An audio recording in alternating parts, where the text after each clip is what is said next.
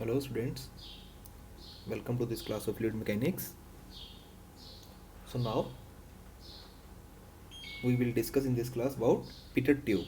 Okay, as you know, we are discussing about the applications of Bernoulli's equation. In the first class of Bernoulli's equation, we discussed that we will study three applications, right? First one was venturimeter.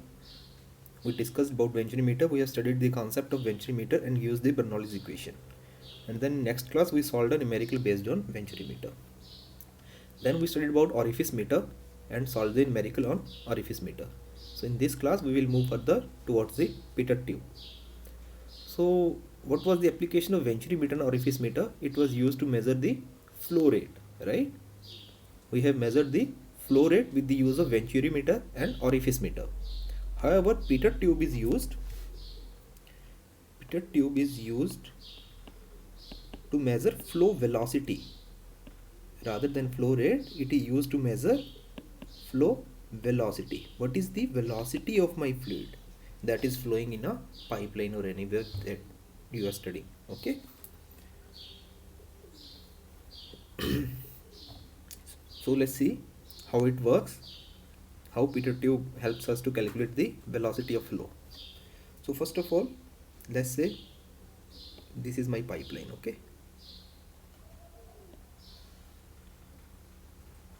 yeah, let's say this is my pipeline in which the fluid is flowing. Fine, let's say here the fluid is flowing in this pipeline. Fine. So what we will do, how the pitted tube works, let's say I insert here one piezometric tube. Let's say this is a piezometer. Okay, and let's say it is showing me this head. Okay, this up to height h. What this h implies, this h, this is basically a static head, right? Static head. Basically this height that is risen in this piezometric tube, it will be equal to the pressure at this point, right? The pressure head that is generating at this point, this piezometer will tell me about that pressure head. So this is a static head basically. Okay, this is a sort of piezometer.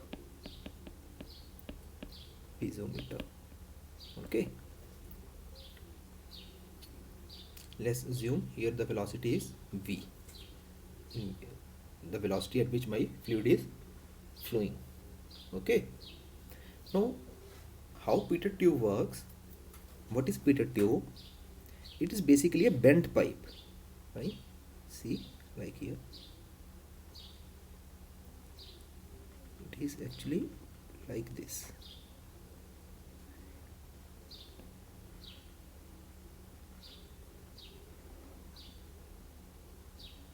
Yeah, this is basically my pitted tube, a bent pipe.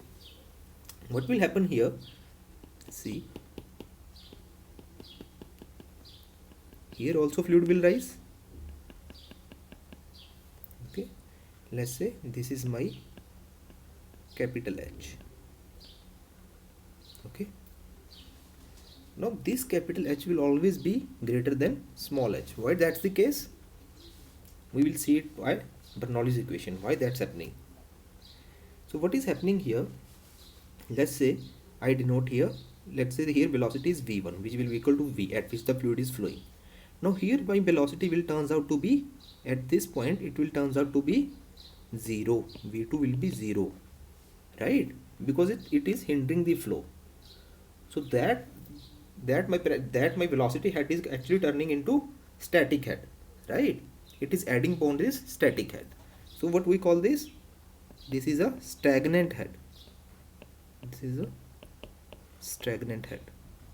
Okay, which is equal to static head,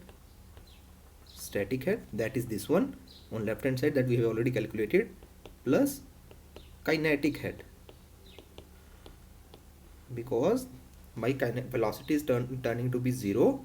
My velocity becomes 0 at this bend, and it's getting converting into that pressure energy over there, because velocity is turning out to be 0. So this will give me stagnant head. Okay, let's say this is pipe flow.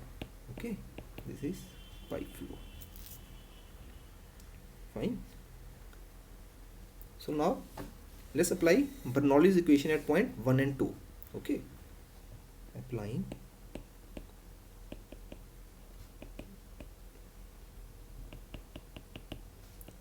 Bernoulli's equation at point 1 and 2. Fine. What is Bernoulli's equation? P1 by rho g plus V1 square by 2g plus Z1 is equal to P2 by rho g plus V2 square by 2g plus Z2. Right? So here Z1 is equal to Z2, that we know. My system is horizontal. Fine.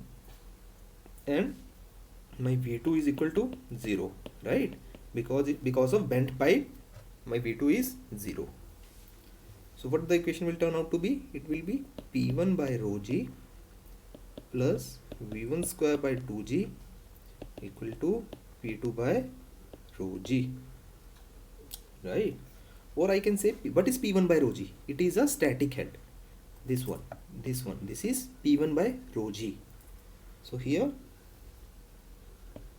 P1 by rho g is equal to small h, that is equal to static head. Right? That is equal to static head. And what is P2 by rho g? P2 by rho g is equal to capital H, that is equal to stagnant head. Stagnant head, right? That we have calculated here in bent pipe. So now I can write my equation as small h P1 by rho g small h plus kinetic head, that is V square by 2g is equal to stagnant head, that is capital H. Or I can say that V will be equal to 2g capital H minus h. Right? So I have calculated here velocity. See, it's quite simple. This is very simple application of Bernoulli's equation, as we have used it in Venturi meter and orifice meter. Similarly, we use the Bernoulli's equation in pitot tube.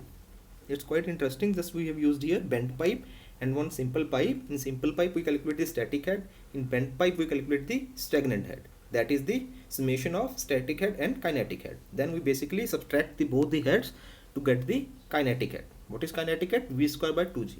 So we equate both the equations, and then from there we calculate the velocity. So what it came out to be, V is equal to under root of 2g h minus h. Now this is the ideal case, but that not always the case, right? So we will, like Venturi meter and orifice meter, we will take here V actual.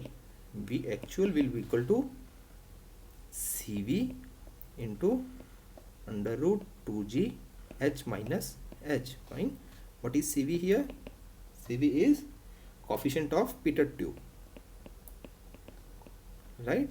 Like there was a coefficient of orifice meter and there was a coefficient of Venturi meter. Similarly here we will use the coefficient of pitot tube. Coefficient of pitot tube. So we will, right? So this is how we calculate the velocity using Bernoulli's equation and using pitot tube. I hope you understand what is pitot tube and how it's used. In next class I will see, we will probably do some numerical on this pitot tube. It will be more clear to you. Yeah. If you have any doubts, you can put it in comment section. We will meet in next class. Bye bye.